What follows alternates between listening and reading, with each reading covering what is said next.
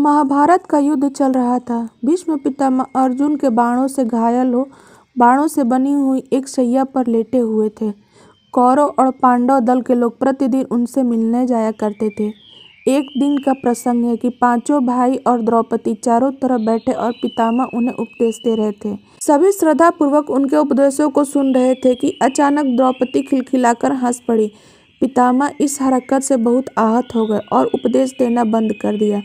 पांचों पांडव द्रौपदी के इस व्यवहार से आश्चर्यचकित थे।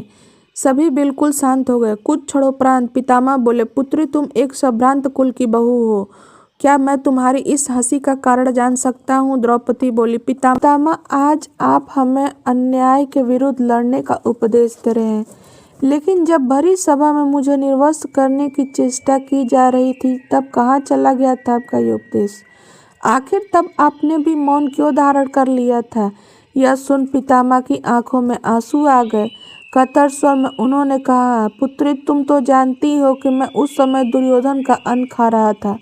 वह अन्न प्रजा को दुखी कर एकत्र किया गया था। ऐसे अन्न को भोगने से मेरे संस्कार भी क्षीण हो गए थे।